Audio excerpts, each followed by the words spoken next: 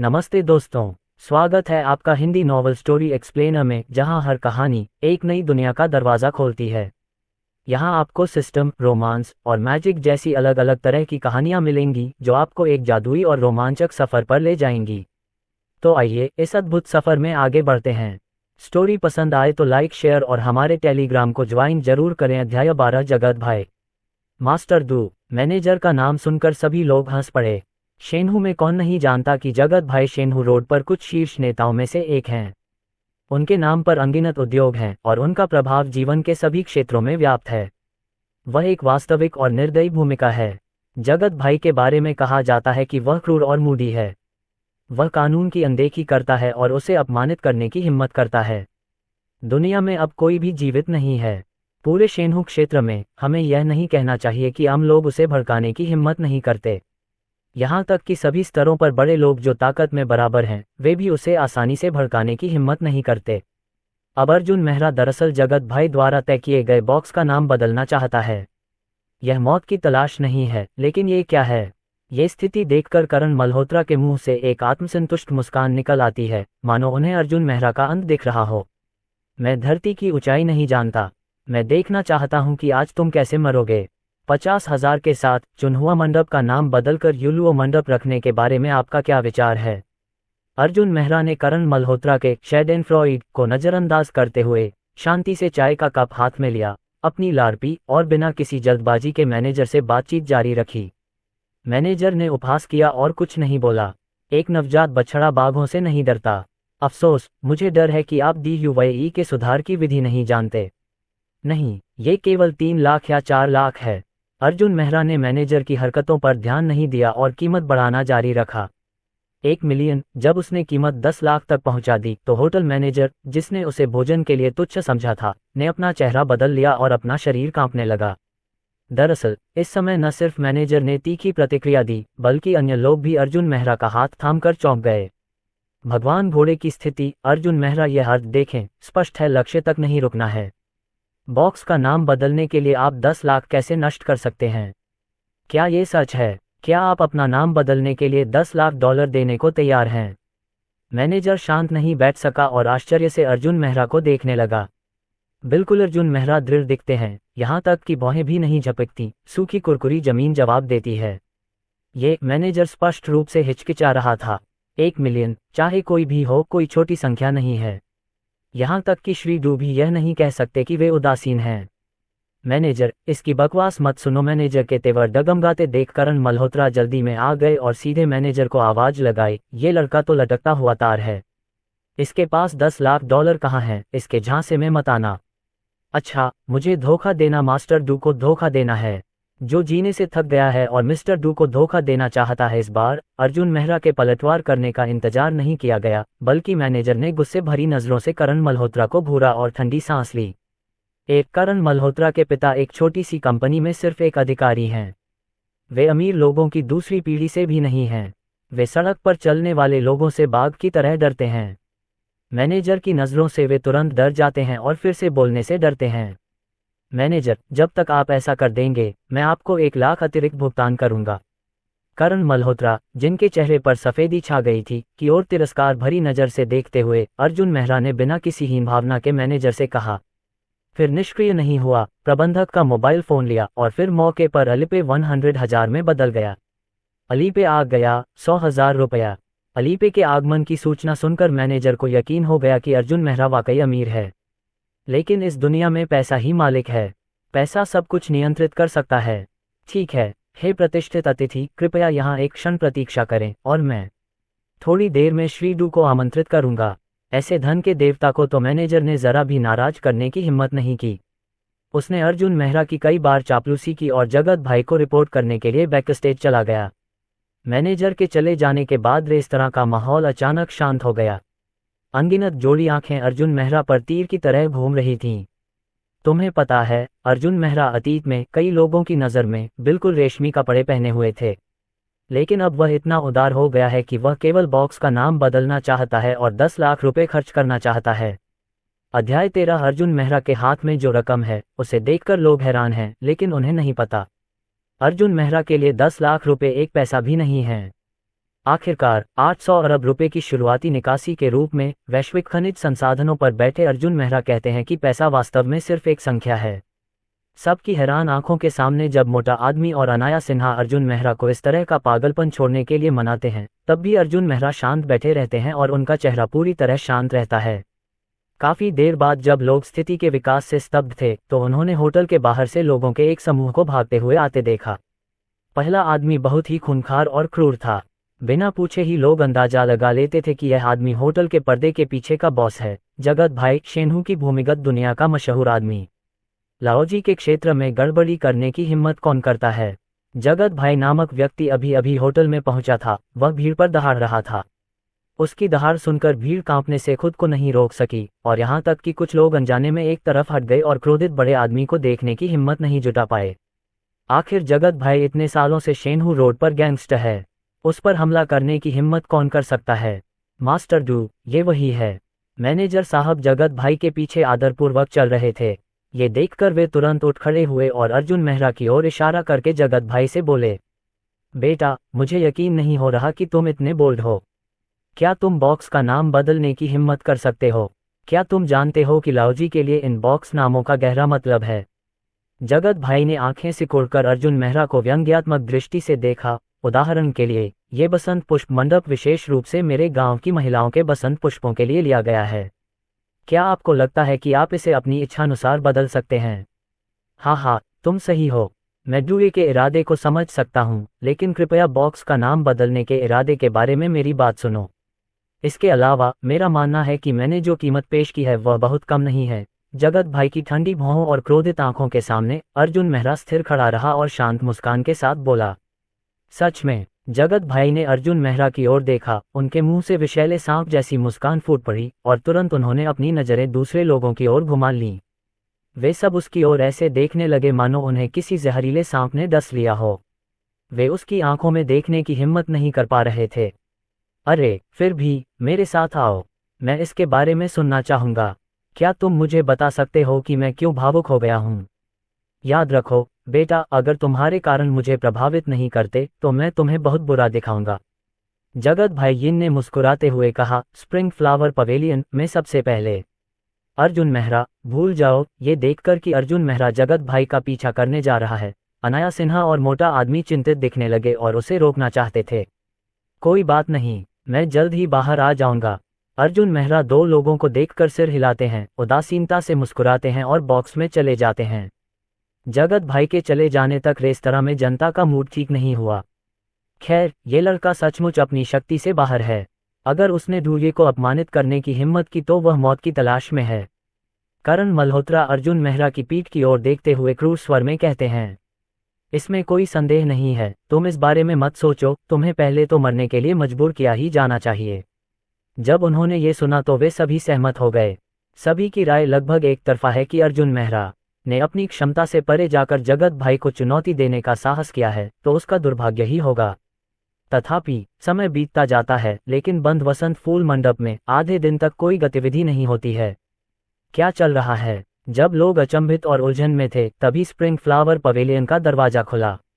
अध्याय 14। जो बात लोगों को और भी अधिक स्तब्ध कर देती है वह यह है कि अर्जुन मेहरा, जिसने मूल रूप से सोचा था कि वह जगत भाई से पिट जाएगा, इस समय न केवल सुरक्षित है बल्कि जगत भाई के साथ कंधे से कंधा मिलाकर चलता है और दोनों पक्ष भी भाई हैं। अर्जुन मेहरा और जगत भाई की जोड़ी को देख हर कोई हैरान। कोई इस पट्टिका को नीचे ले जाओ और भाई लियांग के अर्थ के अनुसार इसे युलुओ मंडप में बदल दो। जनता की प्रतिक्रिया से पहले ही जगत भाई के शब्दों ने पूरे श्रोतागण को रोमांचित कर दिया। क्या कोई गलती हुई है? जगत भाई ने वास्तव में अर्जुन मेहरा के नाम बदलने के अनुरोध पर सहमति व्यक्त की थी। एक क्षण के लिए असंख्य आश्चर्यचकित निगाहें जगत भाई पर टिक गईं। हालांकि जगत भाई हमेशा ऊंचे पद पर रहे हैं और उन्हें जनता को कुछ भी समझाने की जरूरत नहीं है। वह सीधे अनाया सिन्हा के पास गया और मुस्कुराते हुए बोला, हाँ भाभी, मेरे भाई का आपसे बहुत प्यार है। ये वाकई दिल को छू लेने वाला है। अब से इस डिब्बे का नाम तुम्हारे नाम पर रखा जाएगा। भविष्य में अगर तुम खाने आओगे तो तुम्हें मुफ्त में खाना मिलेगा। अनाया सिन्हा को स्पष्ट रूप से उम्मीद नहीं थी कि स्थिति इस तरह विकसित होगी।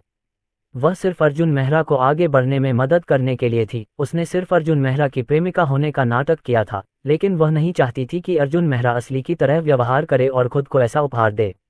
एक समय तो अनाया सिन्हा इतनी शर्मीली थीं कि वे इस जटिल मनोदशा को व्यक्त नहीं कर पाती थीं। इस समय करण मल्होत्रा को पीछे देखते हुए वह पूरी तरह से सफ़ेद बालों वाला हो गया था। उसका चेहरा इतना बदसूरत लग रहा था कि वह छेद करने के लिए जगह ढूंढ रहा था। जूदा शाओ, तुम हमारी शर्त भूले नहीं हो।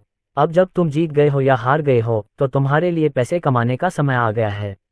अर्जुन मेहरा चाहे कितने भी शर्मिंदा क्यों न हो, वह करण मल्होत्रा पर व्यंग्य कर रहे हैं। ये सब बकवास है। इस तरह के भोज में शामिल न होना ही बेहतर है। करण मल्होत्रा कैसे अर्जुन मेहरा को सबके सामने दादा कह सकते हैं? जब उन्हें गुस्सा आएगा तो वो टेबल को धक्का देकर उठ जाएंगे। युवा मास्टर जू, मुझे आपके और लियांग शाओ के बीच हुई शर्त के बारे में भी पता है। अब जब आप हार गए हैं तो आपको इसे स्वीकार करना होगा। इस तरह भागना अच्छा नहीं है। करण मल्होत्रा जाने की तैयारी कर रहा है। किसने सोचा था कि मैनेजर ने उसका रास्ता रोक दिया है, ठंडे स्वर में कहा। ये देखकर कि हर कोई उसे दयनीय और तिरस्कार भरी नजरों से देख रहा है, जूजी की अलौकिक भावनाएं और अधिक शर्मनाक होंगी। एक कड़वी मुस्कान के साथ उसने जगत भाई से विनती की, मिस्टर डू, मेरे पिता शुकुन हैं। उन्हें आपके साथ भोजन करने का सम्मान मिला था। क्या आपको लगता है कि आप उनके चेहरे को देख सकते हैं? जुकुन, यह क्या है? अप्रत्याशित रूप से करण मल्होत्रा की आवाज अभी तक नहीं उतरी है, लेकिन जगत भाई की ठंडी आवाज से बाधित होती है। जगत भाई ने ठंडे भाव से करण मल्होत्रा को घूरते हुए कहा, मुझे परवाह नहीं कि तुम्हारा पिता कौन है। अगर तुमने मेरे भाई लियांग को अपमानित करने की हिम्मत की तो तुम्हें मर जाना चाहिए। बकवास मत करो। तुम अभी मेरे भाई लियांग के साथ शर्त लगा लो, नहीं तो मैं आज लाओजी के इलाके से पूरी तरह बाहर नहीं निकल पाऊंगा। करण मल्होत्रा के लिए जगत भाई के शब्द सिर पर वार की तरह हैं, जिससे उनका पूरा चेहरा पीला पड़ जाता है। क्यों तुमने लाओजी की बातों पर सवाल उठाने की हिम्मत की? मानो या ना मानो, मैं अभी तुम्हारे पिता को बुलाता हूं और उनके सामने तुम्हारे पैर रोक देता हूं। जगत भाई की ठंडी निगाहें करण मल्होत्रा को परखती हैं और उनके शब्द सेनहंजी से भरे होते हैं। नहीं, मेरी हिम्मत नहीं है। जगत भाई को पहले से ही गुस्सा था। ये देखकर करण मल्होत्रा और भी डर गया। वह आधा शब्द भी बोलने की हिम्मत नहीं जुटा पाया। उसे अर्जुन मेहरा के सामने घुटने टेकने पड़े, यहाँ तक कि उसे दादा भी कहना पड़ा। ठीक है, तुम जैसे होनहार पोते नहीं हो सकते, चले जाओ, अर्जुन मेहरा ने व्यंग्य किया और उसे एक तरफ धकेल दिया।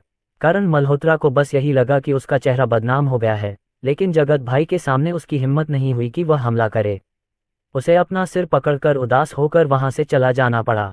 अध्याय 15। इस दृश्य ने कंपनी के सभी कर्मचारियों को चौंका दिया। किसी ने कभी नहीं सोचा था कि अर्जुन मेहरा, जो उनकी नज़र में जिक्र के लायक नहीं है, आज इतनी तरक्की कर रहा है। वह सिर्फ जगत भाई को ही नहीं, बल्कि करण मल्होत्रा को भी पूरी तरह से नया बनाता है। तब से पूरी कंपनी में कौन अर्जुन मेहरा का तिरस्कार करने की हिम्मत कर सकता है? एक पल के लिए सभी लोग अर्जुन मेहरा के प्रति सम्मान से भर गए। विशेष रूप से जिन चापलूसों ने पहले करण मल्होत्रा की चापलूसी की थी, उन्होंने देखा कि हवा सही नहीं है, इसलिए उन्होंने तुरंत कमान संभाल ली और अर्जुन मेहरा की तारीफ करने लगे। अर्जुन मेहरा भी इन लोगों को देखने में बहुत आलसी है और उसका रवैया बहुत ही नीरस है। भाई लियांग, मुझे कुछ और काम है, इसलिए मैं आपके खाने में खलल नहीं डालूंगा। तूफान थमता देख जगत भाई ने मुस्कुराते हुए अर्जुन मेहरा से हाथ मिलाया और होटल से बाहर चले गए। बॉस, लड़का बहुत अमीर लगता है। वह बॉक्स का नाम बदलने के लिए 10 लाख रुपए खर्च करने को तैयार है। आप ऐसा क्यों नहीं चाहते? जगत भाई और उनकी टोली बस में चढ़े ही थे कि होंगची ने संदेह से पूछा। खैर, 10 लाख डॉलर तो कुछ भी नहीं है, मुझे तो उसकी सारी संपत्ति चाहिए। जगत भाई ने खिड़की से दूर बैठे अर्जुन मेहरा को देखा और मुंह पर धूर्त मुस्कान बिखेरी। चलो इस लड़के पर निगरानी कम न करें, मुझे यकीन है कि यह कोई बड़ी मछली है। हाँ बाबू भैया ने होटल से गाड़ी चलाने का वादा किया। कंपनी की वार्षिक बैठक खत्म हो गई और सभी कर्मचारी चले गए। अर्जुन मेहरा और मोटा आदमी जाने ही वाले थे कि पीछे से अनाया सिन्हा की आवाज आई। अरे चेंजी, मैं तुम्हें प्यार के बारे में बात करने के लिए परेशान नहीं करूंगा, चलो पहले चलते हैं। अनाया सिन्हा का शर्मिंदा चेहरा देखकर मोटे आदमी ने चुपके से अर्जुन मेहरा को आंख मारी और फिर वह खुशी खुशी चला गया। युलुओ, मरे हुए मोटे आदमी की बकवास मत सुनो। अनाया सिन्हा को देखकर अर्जुन मेहरा के चेहरे पर थोड़ी शर्मिंदगी नजर आ रही है। हालांकि अर्जुन मेहरा और अनाया सिन्हा के बीच कुछ बातचीत होती थी, लेकिन वे दोनों सामान्य सहकर्मी ही थे। खैर, आज खुद की मदद करने के लिए वह अनाया सिन्हा का बहुत आभारी था।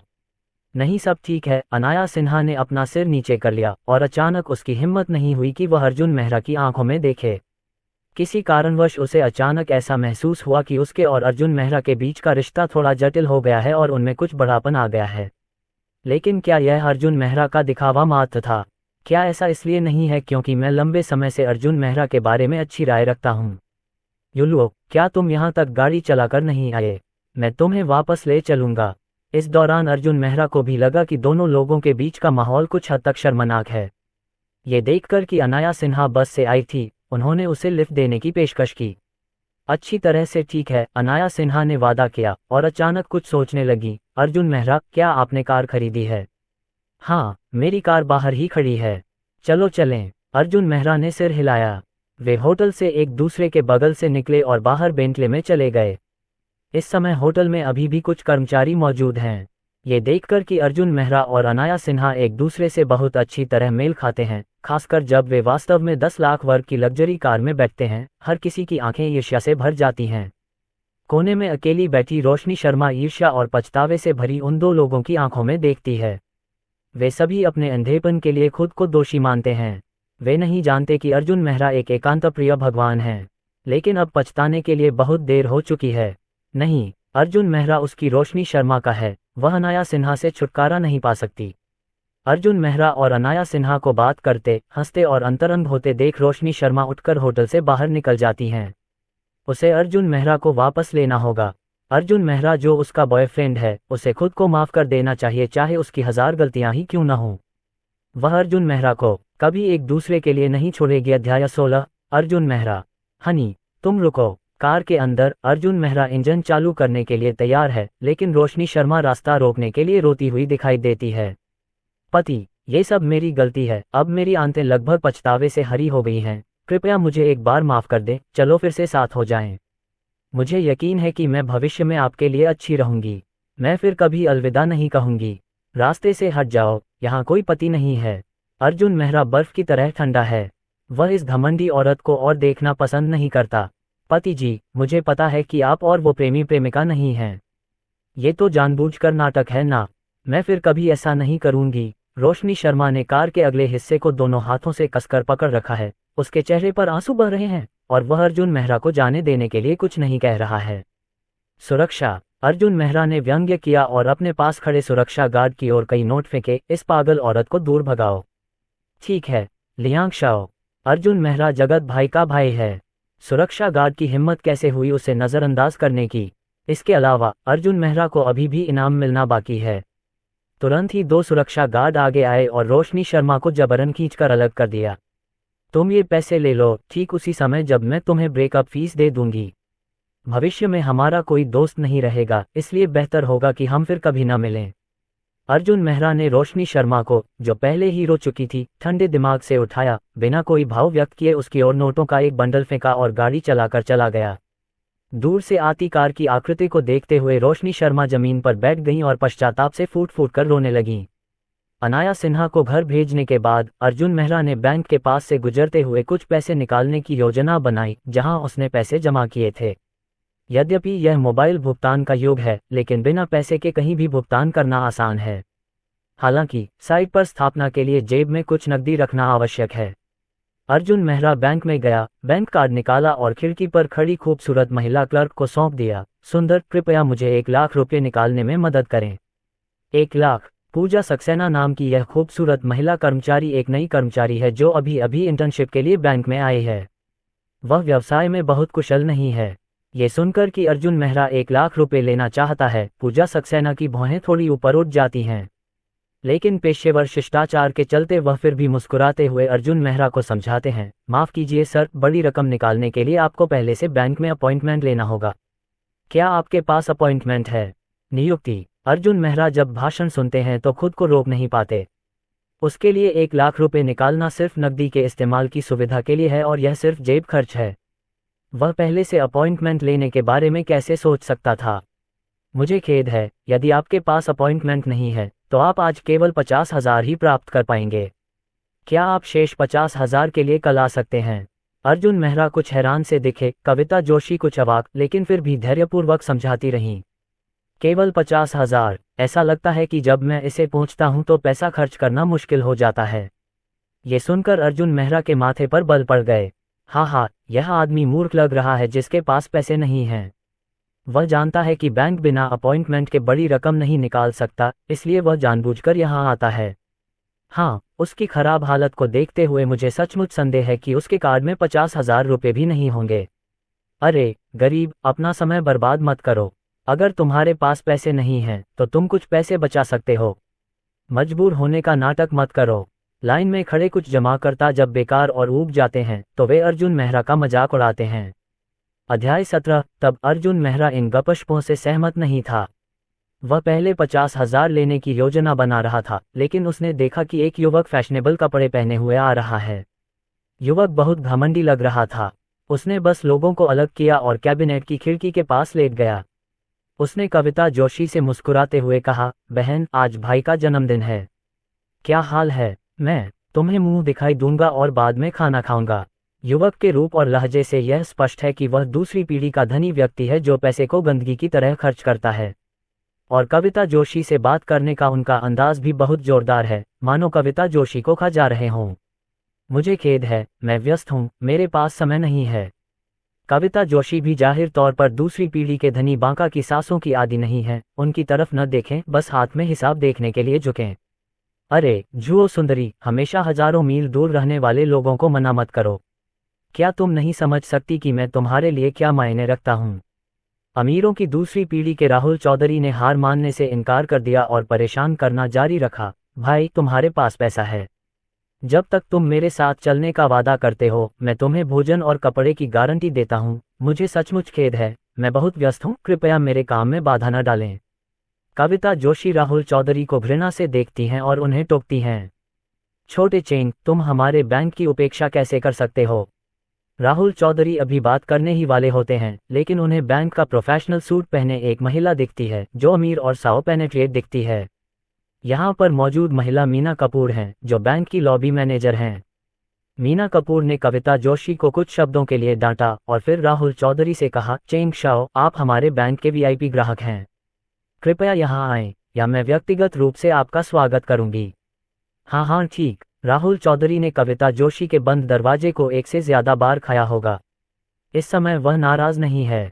लॉबी में इतने सारे जमाकर्ताओं के बावजूद वह मीना कपूर के शानदार नितंबों को पकड़ने के लिए आगे बढ़ता है। वह हंसता है, मैनेजर जाओ, मेरे पिता ने मुझे 10 लाख रुपये लाने के लिए कहा है। कृपया मेरे लिए नकद तैयार रखें। ठीक है, कोई समस्या नहीं है। चेंग शाओ, कृपया मेरे पीछे वीआईपी कमरे में आ जाओ। मीना कपूर शर्म से लाल हो गईं और तुरंत राहुल चौधरी का हाथ पकड़कर वीआईपी रूम की ओर चलने को तैयार हो गईं। ये दृश्य देखकर अर्जुन मेहरा बहुत दुखी हुए और बड़बड़ाने से खुद को रोक नहीं पाए। क्या आप बैंक अभी भी ग्राहकों के बीच ऊंच नीच बांटते हैं? क्या मैंने 1 लाख लिया और उसने 10 लाख लिया और कंपनी को लाइन में लगने की जरूरत नहीं पड़ी? हालांकि अर्जुन मेहरा के भाषण का लहजा ऊंचा नहीं था, लेकिन राहुल चौधरी और मीना कपूर ने इसे पेश किया।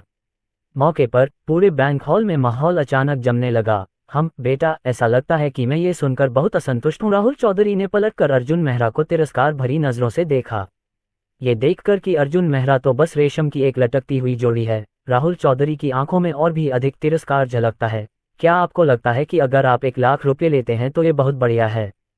आपके कचरे के साथ ये बेन से कम क्यों है? ये सिर्फ आप हैं। बेन के लिए अपने जूते का उल्लेख करना उचित नहीं है। क्या ऐसा है? क्या आपको लगता है कि आप सचमुच अमीर हैं? अर्जुन मेहरा भाषण सुनकर ठहाके लगाकर हंसते हैं। बेशक, अगर अर्जुन मेहरा पहले से ही लटकी हुई तार पहचान से पहले स्वाभाविक रूप से नहीं होगा और आत्मविश्वास और इस समृद्ध दूसरी पीढ़ी संघर्ष नहीं होगा, लेकिन अब वह ऐसे बांके आदमी से कैसे डर सकता है? बेशक, चेंग शाओ चेंग के निर्माण का बेटा है। चेंग के पास इस शहर में लगभग 100 मिलियन की संपत्ति है और वह हमारे बैंक का एक महत्वपूर्ण ग्राहक है। अर्जुन मेहरा के इस बयानबाजी भरे सवाल के सामने राहुल चौधरी के मुंह खोलने से पहले ही एक तरफ से मीना कपूर ने अर्जुन मेहरा पर हमला बोल दिया। बेटा, चेंग शाओगांग बिल्कुल सही कह रहा है। तुम चेंग शाओ के लिए जूते उठाने के योग्य नहीं हो। यहाँ अपमानित मत हो। मीना कपूर बेन एक बेहद घमंडी महिला हैं। इस बार राहुल चौधरी के सामने श्रेय मांगने के लिए उन्हें अर्जुन मेहरा पर कई बार व्यंग्य करना पड़ता है। क्या आपने अभी नहीं कहा कि हमारे बैंक में उच्च और निम्न ग्राहकों के बीच अंतर है? हे, आप सही हैं। चेंग शाओ हमारे बैंक का एक वीआईपी ग्राहक है। स्वाभाविक रूप से वह वीआईपी उपचार का आनंद लेता है और अपनी इच्छानुसार पैसे निकालता है। लेकिन दुर्भाग्य से अगर आपके खाते में 10 मिलियन हैं तो आप सिर्फ एक निम्न स्तरीय ग्राहक हैं। भले ही यह सिर्फ कुछ मिलियन ही क्यों ना हो, हमारा बैंक आपको गुणवत्तापूर्ण सेवा प्रदान करेगा। क्या आप समझ रहे हैं? अध्याय 18। मीना कपूर ने कुछ ऐसे शब्द कहे जिससे अर्जुन मेहरा अवाक रह गए। यहाँ तक कि अगले जमाकर्ता और कविता जोशी भी भौंचक के रह जाते हैं। उन्हें भी लगता है कि इस महिला की बातें बहुत ज्यादा शातिर हैं। क्या तुम मेरी बात सुन रहे हो? बेटा, तुम्हें खुद को पहचानना होगा। समाज में उच्च गुणवत्ता वाला व्यवहार अमीरों के लिए है। अगर तुम्हारे पास पैसे नहीं हैं तो तुम आराम से एक पाद आदमी बन सकते हो। दूसरों के साथ बने रहने की कोशिश मत करो। तुम योग्य नहीं हो, ये देखते हुए कि उसे बाहर जाने की जरूरत नहीं है। मीना कपूर ने पहले से ही अर्जुन मेहरा को खूनी होने के लिए प्रशिक्षित किया था और राहुल चौधरी बहुत गर्व महसूस कर रहे थे। चेंग शाओ, हम उसे उसी तरह नहीं देखना चाहते। कृपया वीआईपी कमरे में आइए। मीना कपूर ने अर्जुन मेहरा की ओर घृणा भरी नजरों से देखा और राहुल चौधरी को वीआईपी रूम में ले गईं। वैसे बेटा, अगर तुम सच में पैसे निकालना चाहते हो तो तुम इस बड़े बैंक में ऐसा नहीं कर सकते। क्या बगल में कोई ग्रामीण क्रेडिट यूनियन नहीं है? हो सकता है कि तुम जहां जाओगे लोग तुम्हें इतना देहाती देखेंगे कि तुम वाकई 1000 बच्चों का पैसा निकाल सकते हो। राहुल चौधरी ने पीछे मुड़कर अर्जुन मेहरा की ओर फिर से तिरस्कार भरी नजरों से देखा और फिर हंसते हुए अतिथि कक्ष में चले गए। यह एक वीआईपी कमरा है, लेकिन इसका दरवाजा सिर्फ कांच का है। हालांकि जब लोगों ने कांच की खिड़की से देखा कि मीना कपूर राहुल चौधरी को चाय परोस रही हैं और अपनी सीख दे रही हैं, तो सभी को राहुल चौधरी से ईर्ष्या हुई। अरे वाह, अमीर होना तो बहुत अच्छी बात है। अगर आप अमीर आदमी बन गए हैं तो आप राहुल चौधरी से भी ज्यादा मजबूर होंगे। राहुल चौधरी के समृद्ध जीवन की प्रशंसा करते हुए लोग जाल में फंसना नहीं भूलते और अर्जुन मेहरलाई का उपहास करना शुरू कर देते हैं, जो उनकी क्षमता से परे है। मुझे कैसे लगता है कि आप राहुल चौधरी से भी ज्यादा क्षतिग्रस्त हैं। क्या आप सभी गरीब लटके हुए रेशम हैं? दूसरों को नीचा दिखाने के लिए आपकी क्या योग्यता है?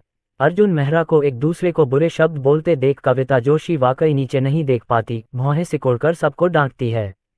जमाकर्ताओं की स्थिति बहुत खराब थी, इसलिए उन्हें चुप रहना पड़ा और दोबारा बोलने की हिम्मत नहीं हुई। सर, मुझे लगता है कि ऐसा करना बेहतर होगा। मैं पहले आपका पंजीकरण कर दूंगा और आप कल पैसे लेने आएंगे। लोगों को विदा करने के बाद कविता जोशी ने संकोच से अर्जुन मेहरा की ओर देखा और पूछा, अब और नहीं? अर्जुन मेहरा ने भाव शून्य होकर बैंक कार्ड निकाला और खिड़की में रख दिया। उसने कहा, चूंकि मुझे नकदी नहीं मिल पा रही है तो क्या मैं पैसे ट्रांसफर कर सकता हूं? कृपया इस कार्ड में मौजूद सारा पैसा इस बैंक अकाउंट नंबर में ट्रांसफर कर दें। इसके बाद उन्होंने ट्रांसफर स्लिप निकाली, अन्य बैंक खातों का विवरण भरा और कविता जोशी को सौंप दिया। वह ठीक है। अर्जुन मेहरा के हाव भाव देखकर कविता जोशी ने मन ही मन सोचा, ये आदमी भी बहुत छोटा है। इतनी सी बात पर लोग उल्टी क्यों करते हैं? इसके अलावा आप कोई अमीर आदमी नहीं हैं। आप कितना स्थानांतरित करना चाहेंगे, श्री लियांग? कविता जोशी ने बैंक कार्ड को कार्ड रीडर में डाला और अर्जुन मेहरा से पूछा, ये सब स्थानांतरित कर दीजिए और मैं ये धन ग्रामीण ऋण सहकारी समितियों को हस्तांतरित कर दूंगा। अर्जुन मेहरा ने ठंडे स्वर में उत्तर दिया, ठीक है, ये केवल 1 लाख रुपये है। इतना परेशान क्यों होना? हमारे बैंक की ब्याज दर ग्रामीण ऋण सहकारी समितियों की तुलना में बहुत अधिक है। अर्जुन मेहरा को पैसे ट्रांसफर करने की जिद करते देख कविता जोशी अवाक रह गईं। लेकिन जब उसकी नज़र कंप्यूटर स्क्रीन पर प्रदर्शित खाते की शेष राशि पर पड़ी तो उसकी आंखें चौंक गईं और उसके मुंह से ऊंची आवाज में विस्मयकारी शब्द निकला, ये कितने का है? हे भगवान, क्या ये 100 अरब है? खाते पर शून्यों की श्रृंखला गिनते हुए कविता जोशी को अचानक ऐसा महसूस हुआ कि उनकी दोनों आंखें लगभग बाहर निकल आएंगी। हे भगवान, अर्जुन मेहरा नाम का ये ग्राहक कौन है? इसके खाते में वास्तव में 100 बिलियन शेष है। अध्याय 19। 100 बिलियन अवधारणा क्या है? अमीर देश के पास लकड़ी ऐसी संपत्ति घरेलू अमीर सूची में डाल दिया, निश्चित रूप से शीर्ष 10 का अस्तित्व है और ऐसे आतंक के अस्तित्व का अभी कुछ लोगों के समूह द्वारा उपहास किया गया। सुंदर, क्या तुम जल्दी आ सकती हो? मुझे कुछ जरूरी काम है। कविता जोशी अवाक होकर कंप्यूटर स्क्रीन को देख रही हैं, लेकिन अर्जुन मेहरा अपनी उंगलियों से संगमरमर की मेज पर दस्तक देने के लिए अधीर हैं, बार बार आग्रह कर रहे हैं। ठीक है मिस्टर लियांग, कृपया एक क्षण प्रतीक्षा करें। आप जो धनराशि हस्तांतरित करना चाहते हैं वह बहुत बड़ी है। मुझे राष्ट्रपति से परामर्श करना होगा। कविता जोशी ने प्रतिक्रिया से पहले काफी देर तक प्रतीक्षा की, जल्दी से फोन उठाया और राष्ट्रपति के लैंडलाइन पर डायल किया। ये कहना होगा कि अर्जुन मेहरा निश्चित रूप से बैंक के खुलने के बाद से इसके सबसे बड़े ग्राहक हैं। ऐसे ग्राहकों के लिए, बैंकों के लिए ऐसे ग्राहकों को जीतना बहुत देर हो चुकी है। भले ही जुओयन काफी बहादुर हो, लेकिन वह वास्तव में इतनी बड़ी रकम को अपने हाथों से हस्तांतरित करने की हिम्मत नहीं कर सकती। राष्ट्रपति का कार्यालय इस समय यांगीजी नदी के किनारे डेस्क के सामने उत्सुकता से बैठा हुआ, बार बार मोबाइल फोन से एक नंबर डायल कर रहा है। हालांकि चाहे जितनी भी बार कॉल किया जाए, या तो ये दिखाने के लिए कि वह सेवा क्षेत्र में है या नहीं, या फिर फोन बंद करने के लिए, इस नंबर पर डायल न कर पाने के कारण रतन शर्मा को हमेशा ऐसा लगता है कि उनका दिल हमेशा लटका हुआ है। आज ही के दिन अर्जुन मेहरा नामक एक साधारण जमाकर्ता के खाते में अचानक 100 अरब रुपये अतिरिक्त आ गए। रतन शर्मा को झटका लगा। इस झटके का उद्देश्य यह नहीं है कि एक साधारण जमाकर्ता के पास अचानक इतना पैसा कैसे आ गया, लेकिन बहुपक्षीय सत्यापन के बाद ये साबित हो गया कि अर्जुन मेहरा के खाते में सारा पैसा विदेशी बैंकों से नियमित रूप से ट्रांसफर किया गया था। धन का स्रोत बहुत अच्छा है, धन शोधन का कोई संदेह नहीं है। अर्जुन मेहरा नाम के जमाकर्ता की पहचान क्या है? रतन शर्मा को इस बारे में कुछ नहीं पता, लेकिन खाता खोलते समय दूसरे पक्ष द्वारा छोड़ा गया एक मोबाइल फोन नंबर ही पता है। अब बैंक के शीर्ष प्रबंधन ने उन्हें धन के इस देवता को हर कीमत पर बनाए रखने का आदेश दिया है। अगर दूसरे बैंक अर्जुन मेहरा को हटा देते हैं, तो इसमें कोई संदेह नहीं है कि शेनहू उप शाखा के अध्यक्ष के रूप में उनका पद अभी भी एक छोटी सी बात है। मुझे डर है कि भविष्य में उनके लिए उद्योग में आगे बढ़ना मुश्किल होगा। इसलिए आज पूरे दिन रतन शर्मा अर्जुन मेहरा से संपर्क करने की कोशिश करती रही। हालांकि ये दुखद है कि खाता खुलवाते समय अर्जुन मेहरा द्वारा छोड़ा गया मोबाइल फोन नंबर इस समय बेकार पड़ा है। हालांकि वह जिस तरह से भी डायल करते हैं, उनसे संपर्क नहीं हो पाता। जियांग जिंग की परेशानी के अवसर पर फ्रंट डेस्क ने फोन किया। नमस्ते। जियांग जिंग ने बिना सोचे समझे फोन मिलाया। कुछ शब्द सुनने के बाद वह लगभग अपनी कुर्सी से उछल पड़ा। सच में? ठीक है, ठीक है जियाओ जुओ, आपको पहले क्लाइंट को स्थिर करना चाहिए। मैं आपको व्यक्तिगत रूप से आमंत्रित करूंगा।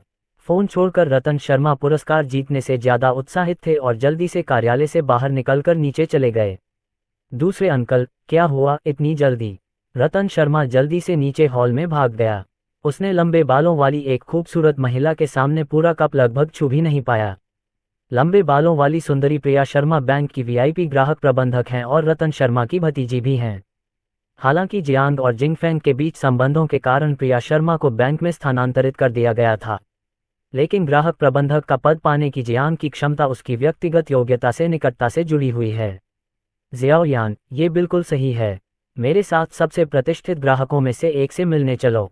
चलो। प्रिया शर्मा को देखकर जियांग जिंग खुद को रोक नहीं पाता और उसे लिफ्ट में खींच लेता है। सबसे प्रतिष्ठित अतिथि कौन है? प्रिया शर्मा अपने चाचा से उलझन में है। तुम्हें पता है, उसके चाचा, जो आमतौर पर बहुत ही नकचढ़े व्यक्ति हैं, एक स्थिर व्यक्ति भी हैं। चाहे आसमान ही क्यों न गिर जाए, चाचा को कोई जल्दी नहीं है। आज उन्हें इतनी जल्दी क्यों है? मैं अभी स्पष्ट रूप से नहीं बता सकता। जब आप हॉल में पहुंचेंगे तो आपको पता चल जाएगा। जियांग जिंग उत्साहित और रोमांचित है। प्रिया शर्मा को समझाने का समय कहाँ है? विशिष्ट अतिथि अर्जुन मेहरा के साथ कैसा व्यवहार करना है, यह उसके दिमाग में चल रहा है। अध्याय 20। सुंदर, तुम इतनी धीमी क्यों हो? अगर मैं पैसे निकालना चाहूं तो तुम नहीं मानोगे। अब तो अकाउंट ट्रांसफर करना भी बहुत झंझट भरा काम है। क्या तुम्हारा बैंक ग्राहकों के साथ इसी तरह पेश आता है? रतन शर्मा और प्रिया शर्मा हॉल की ओर भाग रहे हैं। कैबिनेट की खिड़की के सामने अर्जुन मेहरा बेहद अधीर हैं और लगातार कविता जोशी से आग्रह कर रहे हैं। मिस्टर लियांग, कृपया एक क्षण प्रतीक्षा करें। हमारे राष्ट्रपति शीघ्र ही यहाँ आएंगे। इस समय कविता जोशी ने अर्जुन मेहरा का बैंक कार्ड निकाला है और ध्यान से अपने हाथ में रखा है। उसे लगता है कि यह कार्ड 1000 किलोग्राम वजन का है। जहां तक अर्जुन मेहरा के आग्रह का सवाल है, उन्होंने इसे टालने की पूरी कोशिश की, क्योंकि उन्हें उम्मीद थी कि राष्ट्रपति उनकी मदद के लिए शीघ्र ही आएंगे। आह मिस्टर लियांग, आप कैसे हैं? आपसे व्यक्तिगत रूप से मिलकर कितना अच्छा लगा। कविता जोशी की टालमटोल के सामने अर्जुन मेहरा अवाक रह गए, लेकिन उन्होंने लिफ्ट से एक अधेड़ उम्र के आदमी और एक युवा वर्दीधारी सुंदरी को देखा। जैसे ही अधेड़ उम्र का आदमी आया, उसने उत्साह से उसके हाथ पकड़ लिए। नमस्ते मिस्टर लियांग, मैं चांगजियांग नदी की एक शाखा बैंक हूँ। यह मेरी भतीजी प्रिया शर्मा है। ये बात करने की जगह नहीं है। क्या आप कृपया एक कदम आगे बढ़कर मेरे कार्यालय में बात करेंगे? वैसे खैर, मुझे ऐसा करने की ज़रूरत नहीं है। मैं खाता स्थानांतरित कर दूंगा और मैं भविष्य में आपके बैंक में नहीं आऊंगा। अर्जुन मेहरा ने रतन शर्मा के आतिथ्य को नज़रअंदाज करते हुए बुरे मूड में कहा। श्रीमान लियांग, कृपया अपना चेहरा अवश्य दिखाएं। अब आप हमारे बैंक के सबसे सम्मानित और सबसे प्रतिष्ठित ग्राहक हैं और हम आपके साथ अच्छा व्यवहार करेंगे। जियांग जिंग अर्जुन मेहरा को अपने खाते में बड़ी रकम ट्रांसफर करने की अनुमति देने के लिए मिलता है। वह जल्दी से प्रिया शर्मा को आंख मारता है और दो लोग अर्जुन मेहरा को लिफ्ट में खींचने के लिए जोर से खींचते हैं। ये देखकर हॉल में बैठे सभी जमाकर्ता दंग रह गए। अर्जुन मेहरा तो बस एक लटकता हुआ रेशम है।